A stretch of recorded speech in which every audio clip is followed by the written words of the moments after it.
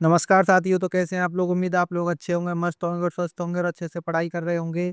तो आज जो है मैं आपको कराने वाले हैं क्लास 12 हिस्ट्री का चैप्टर 6, जिसका नाम है भक्ति सूफी परंपराएं। आज जो है हम इसके थ्योरी एक्सप्लेनेशन का पार्ट 1 कराने जा रहे हैं। तो आइए बिना देरी के वीडियो को स्टार्ट करते हैं। तो इसमें सबसे पहले आता है कि प्रथम शताब्दी के मध्य तक आते आते भारतीय उपमहाद्वीप का परिवेश धार्मिक इमारतों, स्तूप, विहार और मंदिरों में चिन्हित हो गया था। यदि यह इमारतें किसी विशेष धार्मिक विश्वासों और आचरणों का प्रतीक हैं, वहीं अन्य धार्मिक विश्वासों का पुनः निर्माण हम साहित्यिक परंपरा जैसे पुराणों के आधार पर भी कर सकते हैं, जिनका वर्तमान स्वरूप लगभग उसी समय बनना शुरू हो गया था। यानी कि हम इस चैप्टर में जो है पढ़ने वाले हैं कि प्रथम शताब्दी के मध्य तक जब आते आते जो है भारत जो उपमहाद्वीप है, इसमें जो है स्तूप बने, विहार बने, मंदिर बने और इनसे जो है ये चिन्हित हुआ। और ये इमारतें जो होती थी वो किसी विशेष धार्मिक विश्वासों के लिए या उनके विचारों के लिए कोई प्रतीक चिन्ह हुआ करती थी। और धार्मिक विश्वासों का जो है पुनः निर्माण भी होता था। और हम जो है साहित्यिक परंपरा जैसे पुराणों के आधार पर भी इनका जो है कर सकते हैं, जिसका वर्तमान स्वरूप लगभग उसी समय बनना शुरू हो जाता है। तो हमें जो है इसमें पढ़ना पड़ता है नैनार और अलवार के बारे में। भक्ति यानी कि जो भक्ति संत थे, और दक्षिण भारत में जो है भक्ति आंदोलन कैसे हुआ और खालसा पंथ की स्थापना किसने की, तो ये सभी जो है हम इसमें पढ़ते हैं। भगवत संप्रदाय के बारे में, चिश्ती संप्रदाय के बारे में, गुरु नानक देव जी के बारे में, मीराबाई के बारे में, इन सभी के बारे में जो है हम इसमें पढ़ते हैं। खास करके इसमें से आपसे आपसे ज़्यादातर 2 क्वेश्चन ज़्यादातर पूछे जाते हैं, जैसे कि सूफीवाद क्या है और सूफीवाद के मुख्य जो धार्मिक विश्वास और आचरण थे उनकी व्याख्या जो हमें करनी पड़ती है।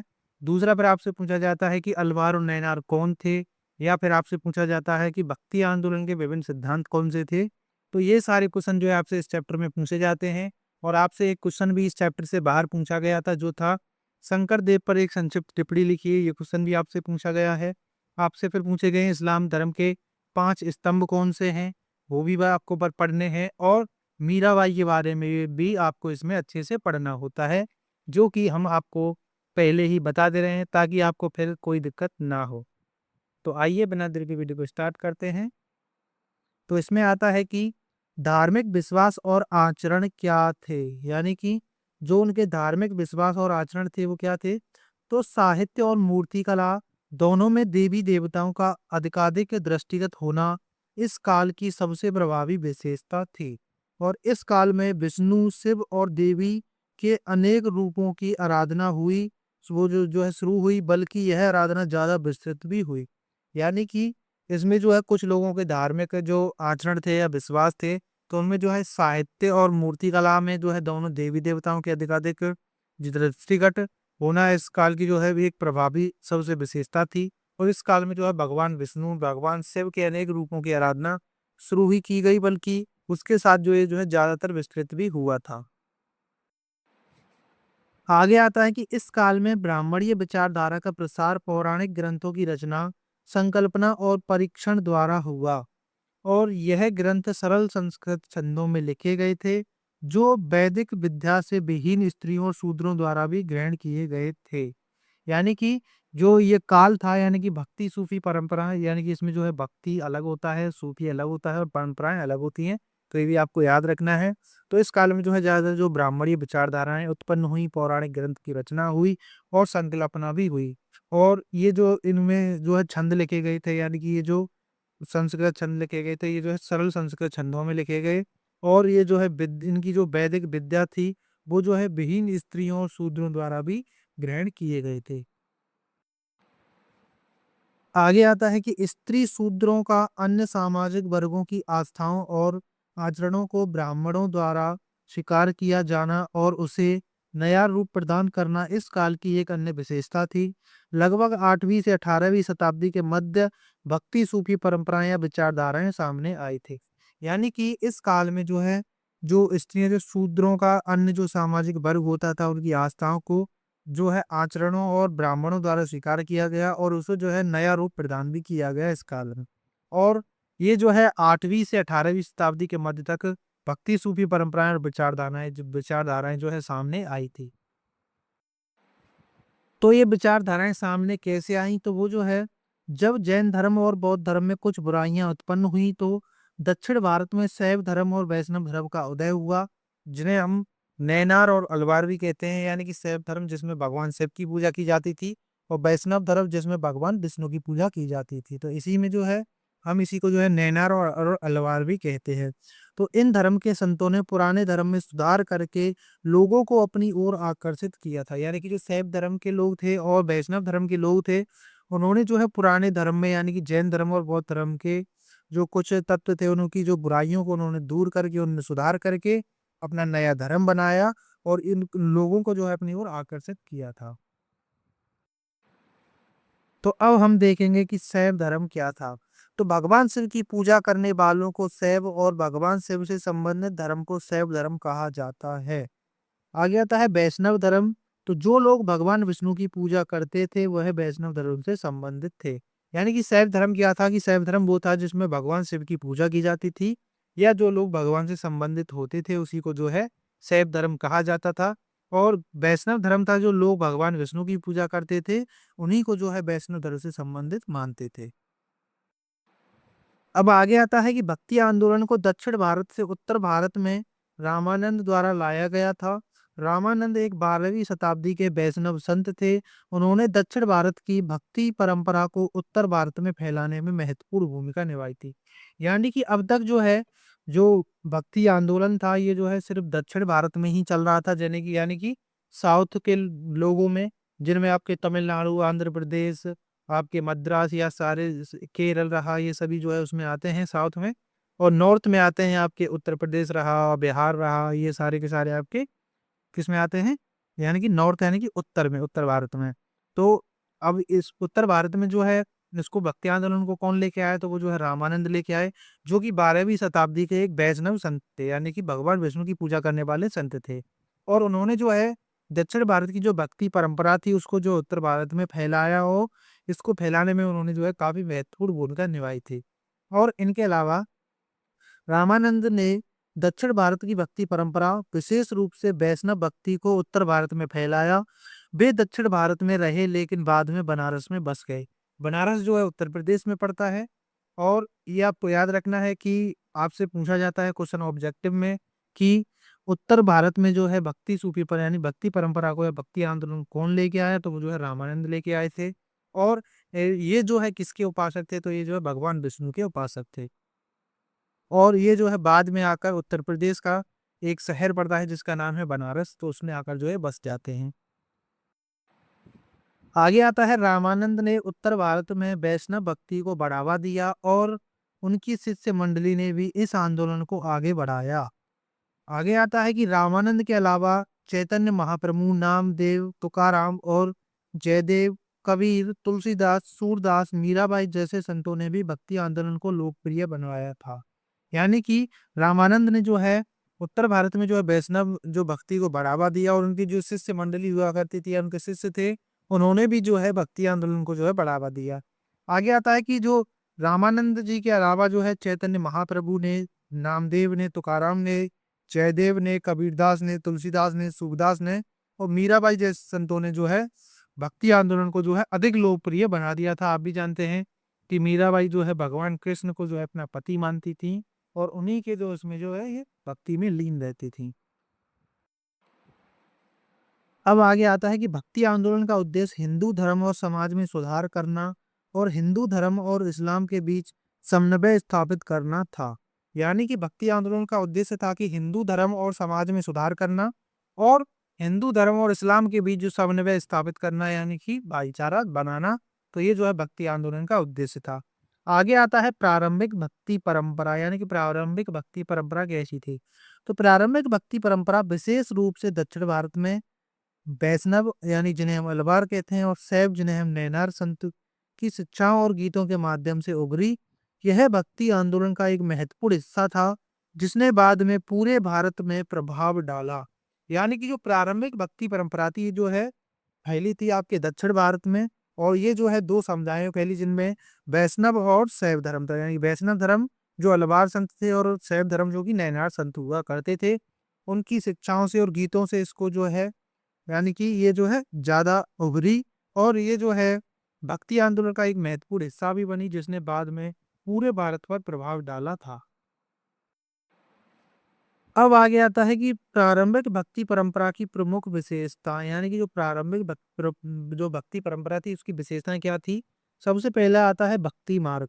तो भक्ति मार्ग, जैसे भक्ति योग भी कहते हैं, एक ऐसा आध्यात्मिक मार्ग है जो भगवान के प्रति प्रेम, भक्ति और समर्पण पर जोर देता है। यह हिंदू धर्म में मोक्ष प्राप्त करने के 3 मुख्य मार्गों में से एक है। यानी कि जो भक्ति मार्ग होता है, ये जो है जिसे हम भक्ति योग भी कहते हैं, और ये जो है एक आध्यात्मिक मार्ग है जो कि भगवान के प्रति प्रेम, भक्ति और समर्पण पर जोर देता है। और ये जो है हिंदू धर्म में मोक्ष प्राप्त करने के 3 मुख्य मार्गों में से एक माना जाता है। अब आता है भक्ति मार्ग का महत्व, यानी कि भक्ति मार्ग जो है उसका महत्व क्या है। तो भक्ति मार्ग को मोक्ष प्राप्ति का एक सरल और सुगम मार्ग माना गया है। यह मार्ग लोगों को ईश्वर के प्रति प्रेम और समर्पण के माध्यम से आध्यात्मिक विकास करने और मोक्ष प्राप्त करने में मदद करता है। यानी कि जो भक्ति मार्ग का महत्व है वो है कि ये जो भक्ति मार्ग जो होता है मोक्ष प्राप्त करने के लिए एक सरल और सुगम रास्ता माना गया है, यानी कि मार्ग माना गया है। और ये जो है, ये मार्ग जो है लोगों को ईश्वर के प्रति प्रेम और समर्पण के माध्यम से आध्यात्मिक विकास प्राप्त करने के लिए होता है और मोक्ष प्राप्त करने में मदद करता है। अब आगे आता है कि भक्ति मार्ग और ज्ञान मार्ग में अंतर। तो यानी कि जो भक्ति मार्ग होता है और ज्ञान मार्ग होता है, इसमें अंतर क्या होता है। तो भक्ति मार्ग और ज्ञान मार्ग में दोनों ही मोक्ष की ओर ले जाते हैं, लेकिन उनके रास्ते अलग हैं। भक्ति मार्ग प्रेम और समर्पण पर जोर देता है, जबकि ज्ञान मार्ग जो होता है यानी कि ज्ञान और समझ पर आधारित होता है। यानी कि भक्ति मार्ग और जो ज्ञान मार्ग होता है उसमें बस इतना ही अंतर होता है कि ये दोनों जो है मोक्ष की ओर ही लेके जाते हैं, लेकिन इनका रास्ता जो है वो अलग होता है। भक्ति मार्ग जो है प्रेम और समर्पण पर जोर देता है, जबकि ज्ञान जो है ज्ञान और समझ पर जो जोर देता है। आगे आता है भक्ति के प्रकार, यानी कि भक्ति के प्रकार कितने हैं। तो भक्ति के 9 प्रकार माने गए हैं, जैसे कि श्रवण भक्ति, कीर्तन भक्ति, स्मरण भक्ति, पाद सेवन भक्ति, अर्चन भक्ति, बंधन भक्ति, दास्य भक्ति, सख्य भक्ति और आत्मनिवेदन भक्ति। तो ये जो है भक्ति के 9 प्रकार माने गए हैं, जो कि आपके क्वेश्चन में नहीं पूछे जाते हैं, लेकिन फिर भी हमें आपको बताना पड़ता है। अब हम देखेंगे भक्ति मार्ग की प्रमुख यानी कि मुख्य बातें क्या है। सबसे पहले आता है प्रेम और समर्पण। तो भक्ति मार्ग का सार है भगवान के प्रति गहरा प्रेम और समर्पण है। यानी कि भक्ति मार्ग का जो सार होता है वो होता है भगवान के प्रति गहरा प्रेम और समर्पण।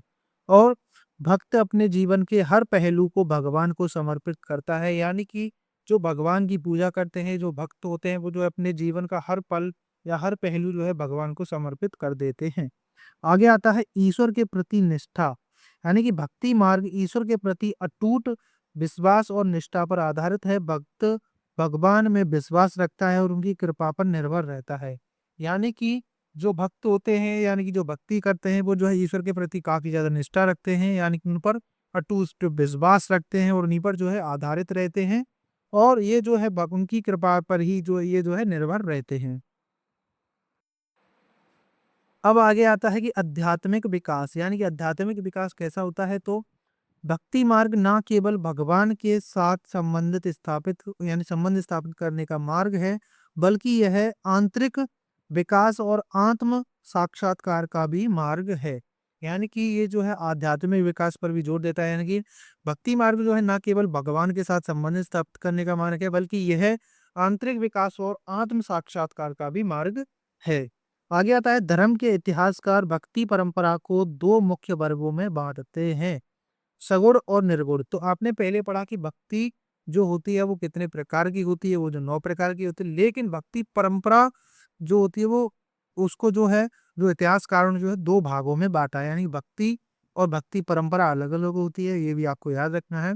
तो भक्ति परंपरा को 2 भागों में बांटा गया है, जो है सगुण भक्ति और निर्गुण भक्ति। जो कि आपसे क्वेश्चन पूछा जाता है कि सगुण काव्य धारा और निर्गुण काव्य धारा में अंतर बताइए, जो कि हम आपको आपके सब्जेक्टिव क्वेश्चन में कराएंगे, तो इसलिए आपको कोई भी दिक्कत नहीं लेनी है। तो सबसे पहले हम इसमें पढ़ते हैं कि सगुण भक्ति परंपरा क्या होती है? तो सगुण भक्ति परंपरा भारतीय भक्ति आंदोलन की एक मुख्य मुख्य यानी कि मुख्य धारा है, जिसमें ईश्वर को साकार और सगुण रूप में पूजा जाता है, अर्थात ईश्वर को विशिष्ट रूप, आकार और गुणों के साथ माना जाता है। इसमें भगवान राम, कृष्ण, शिव और देवी आदि की पूजा की जाती है। यानी कि जो सगुण भक्ति धारा है उसमें जो है भारतीय भक्ति आंदोलन की जो एक मुख्य धारा मानी गई है या काव्य धारा मानी गई है, जिसमें ईश्वर को साकार माना गया है और इसमें जो है उनकी मूर्तियों की पूजा की जाती है, जिनमें भगवान राम, कृष्ण, शिव, देवी ये सभी जो है इसमें पूजे जाते हैं।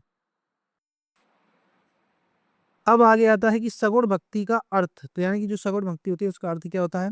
तो सगुण भक्ति का अर्थ गुण वाले ईश्वर की भक्ति है।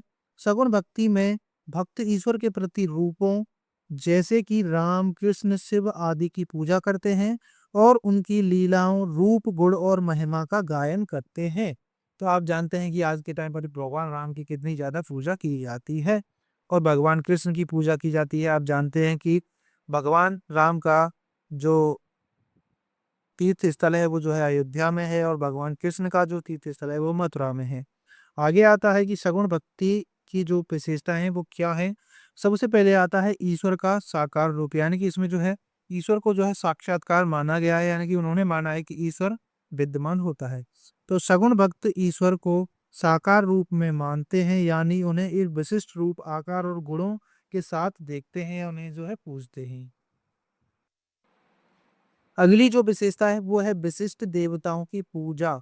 तो सगुण भक्ति में विशिष्ट देवताओं जैसे कि विष्णु और उनके अवतारों की पूजा पर ध्यान केंद्रित किया जाता है। अगली विशेषता है अवतारवाद। तो सगुण भक्त ईश्वर के अवतारों में विश्वास करते हैं, यानी वे मानते हैं कि ईश्वर विभिन्न अवतारों के रूप में पृथ्वी पर अवतरित होते हैं, जैसे कि राम और कृष्ण। यानी कि जो इसकी सगुण भक्ति की जो विशेषताएं थी उनमें सबसे आगे आती है कि विशिष्ट देवताओं की पूजा और ईश्वर का साक्षात्कार रूप, तो इसकी जो है ये विशेषताएं हैं। और आगे आता है अवतारवाद। तो ये सभी जो है सगुण भक्ति धारा की क्या है विशेषताएं हैं। अब आगे आता है इसकी अगली विशेषता, वो है सृष्टि के प्रति प्रेम।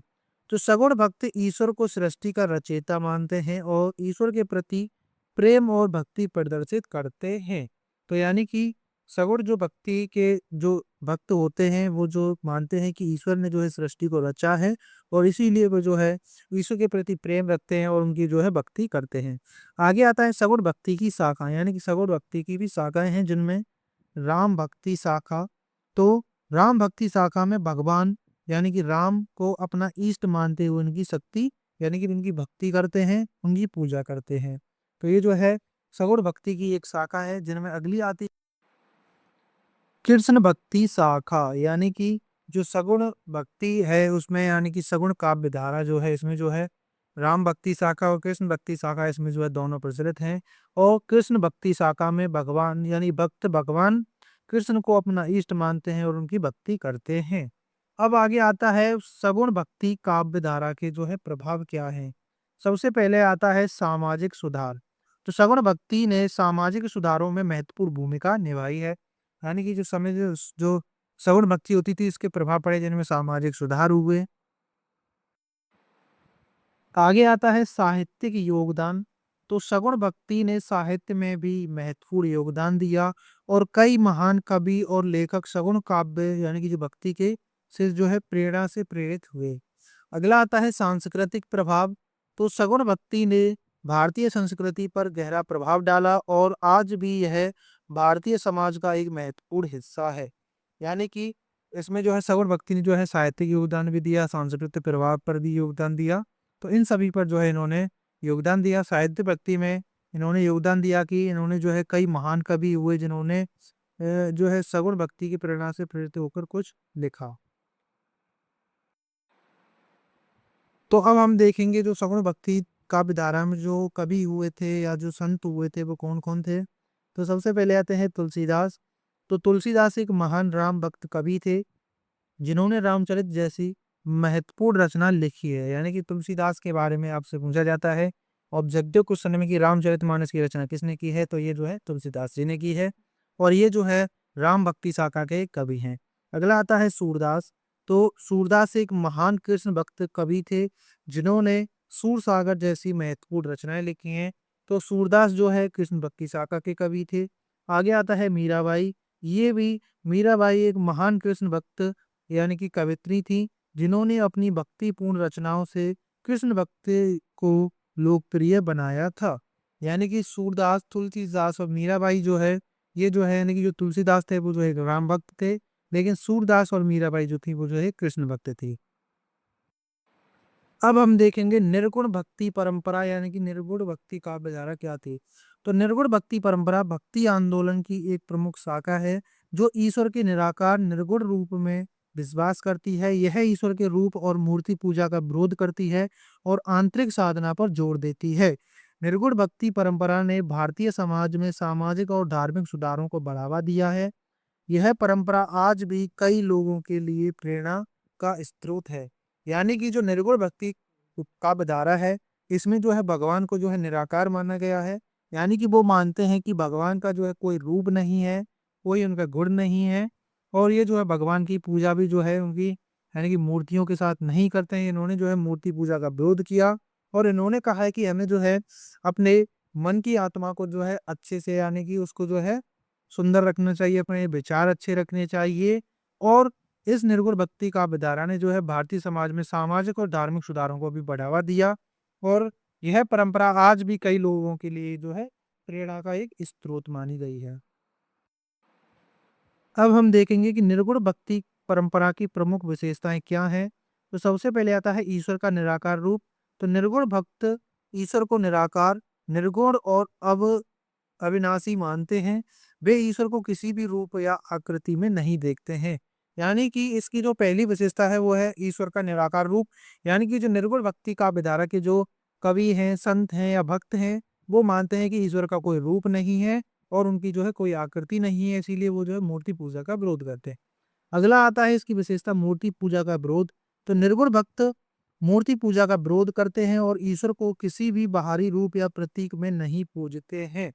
यानी कि जो निर्गुण भक्ति का विधारा के जो कवि हैं, संत हैं या उसके जो भक्त हैं, वो जो है यानी कि ईश्वर को जो है किसी भी रूप में नहीं मानते हैं और वो जो है मूर्ति पूजा का विरोध करते हैं।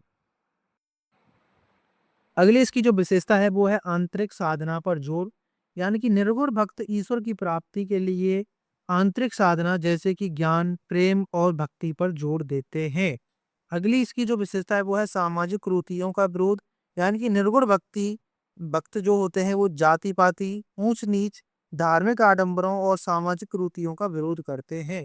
तो यानी कि जो निर्गुण का विधारा के जो कवि होते थे, वो जो है यानी कि जो संत होते थे वो जो है उन्होंने जाति पाति का जो है विरोध किया, उन्होंने ऊंच नीच का विरोध किया, धार्मिक आडंबरों और सामाजिक कुरीतियों का भी उन्होंने जो है विरोध किया था। और उन्होंने जो है आंतरिक साधना पर भी जोर दिया। उन्होंने कहा कि निर्गुण भक्त ने जो है उन्होंने कहा ईश्वर की प्राप्ति के लिए जो है हमें जो है आंतरिक साधना जैसे कि ज्ञान, प्रेम और भक्ति पर जो है जोर देना चाहिए। अब जो आगे आता है वो आता है गुरु का महत्व। यानी कि इसमें जो है गुरु का महत्व भी माना गया है। यानी कि निर्गुण भक्त गुरु को ज्ञान और भक्ति का मार्गदर्शक मानते हैं। यानी कि जो निर्गुण भक्ति का विधारा के जो भक्त थे वो जो है गुरु को जो है ज्ञान और भक्ति का मार्गदर्शक मानते हैं। अगला आता है कि निर्गुण भक्ति परंपरा के प्रमुख संत कौन हैं। इनमें सबसे पहले आते हैं कबीर। तो कबीर निर्गुण भक्ति परंपरा के सबसे प्रसिद्ध संत हैं। उन्होंने अपनी कविताओं और पदों के माध्यम से सामाजिक कुरीतियों पर प्रहार किया और प्रेम, भक्ति और आत्म अनुभूति का संदेश दिया था। यानी कि जो कबीर थे, इन्होंने जो है दोनों यानी कि हिंदू और मुस्लिम दोनों को इन्होंने जो है डांट लगाई, फटकार लगाई। उन्होंने जो है इन्होंने जाति और पाति का इन्होंने जो है विरोध किया। इन्होंने कहा कि हमें जो है प्रेम से रहना चाहिए और हमें जो है भक्ति और आत्म अनुभूति का संदेश भी देना चाहिए। तो कबीरदास जो है ये जो है एक निर्गुण भक्ति परंपरा के सबसे प्रसिद्ध कवि माने जाते हैं। आगे आते हैं रैदास। तो रैदास भी निर्गुण भक्ति परंपरा के प्रसिद्ध संत हैं। उन्होंने जाति पाति के भेदभाव का विरोध किया और प्रेम और भक्ति के महत्व पर भी जोर दिया था। यानी कि रैदास जो है वो भी जो है निर्गुण भक्ति परंपरा के प्रसिद्ध संत हैं और उन्होंने जो है जाति पाति का भी भेद यानी कि भेदभाव का जो है विरोध किया और उन्होंने जो है प्रेम और भक्ति के पर मार्ग पर जोर दिया। आगे आते हैं गुरु नानक देव। तो गुरु नानक देव ने भी जो है निर्गुण भक्ति परंपरा को इन्होंने आगे बढ़ाया और जाति पाति के भेदभाव का इन्होंने भी विरोध किया था। अब आगे जो आता है वो आता है दाऊ दयाल।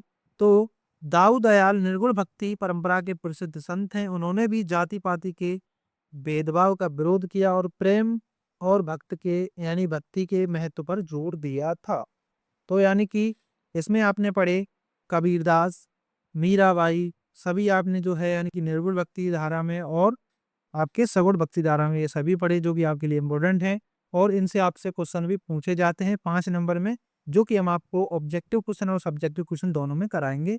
तो इसमें जो है आपको बिल्कुल भी दिक्कत नहीं लेनी है।